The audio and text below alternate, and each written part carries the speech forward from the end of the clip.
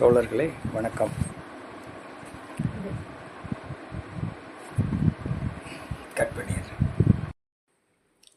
தோழர்களே வணக்கம்.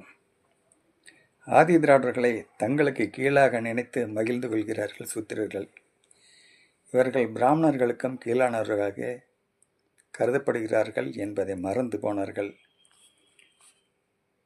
அந்த அதாவது 1930களில் எல்லாம் சத்திரியர்கள் வைசியர்கள் என்பதெல்லாம் அநேகமாக மறைந்து போனது. அவர்கள் எல்லாம் சூத்திரர் என்றே அழைத்து வந்தார்கள். வைதிக பிராமணர்கள், அதாவது 3 பிரிவு தான்: பிராமணர், சூத்திரர், பஞ்சமர். இதிலே பஞ்சமர்களை கீழானவர்களாக நோக்குவதில் நடத்துவதில் சூத்திரர்களுக்கு பெருமை. இந்த அநீதி கண்டு பெரியார் ஆத்திரப்பட்டார்.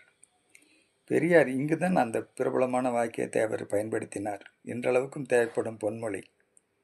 இப்போதும் சூத்திரர்கள் தங்கள் நெஞ்சில் பதிய வைத்து கொள்ள வேண்டிய கல்வெட்டு எழுத்து அது.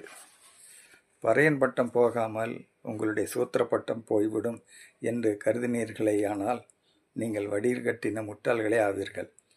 பெரியாரின் பிராமணிய எதிர்ப்பு பிராமணர் அல்லாத உயர்ஜாதியினருக்காக மட்டுமல்ல, அது பஞ்சமர் உள்ளிட்ட சகல அடித்தட்டு மக்களுக்கானதாகவும் இருந்தது. அப்படி ஒரு விரிந்த தளத்தில் நின்றே அந்த 1933இல் அவர் சமூக நீதி பேசி வந்தார். அப்போதும் சென்னை மாகாண காங்கிரஸ் தலைவர்கள் இவரை திட்டியே வந்தார்கள். சமூக நீதி பற்றி கவலைப்படாத காங்கிரசின் தேசியம் பற்றி இவருக்கு கவலை இல்லாமல் போனது. அவர் பெருமிதத்தோடு பிரகடனப்படுத்தினார் இதை. நமது கொள்கை காந்திய தேசமாகிய காங்கிரசுக்கு விரோதமானதே ஆகும். வருணாசிரம மதத்திற்கும் முதலாளித்தத்திற்கும் விரோதமானதே ஆகும். இவற்றுக்கு அனுகூலமாக இருக்கும் கடவுள், மதம் என்பனவற்றிற்கும் விரோதமே ஆகும். தேசியத்தை எதிர்ப்பதா என்று வைத்தியர்கள் மிரட்டி பார்த்தார்கள். பெரியால் அசரவில்லை. தேசியம் என்று சொல்லிவிட்டதாலேயே பாம்பு புற்றில் கையை விட முடியுமா? நெருப்புக்கு முத்தம் கொடுக்க முடியுமா என்று கேட்டார். காங்கிரஸ் கூறும் தேசியத்தை தான் வெறுப்பதாக சொன்னார். தனது தேசியம் வர்ணாசிரமத்தையும் முதலாளித்துவத்தையும் எதிர்ப்பது என்றார்.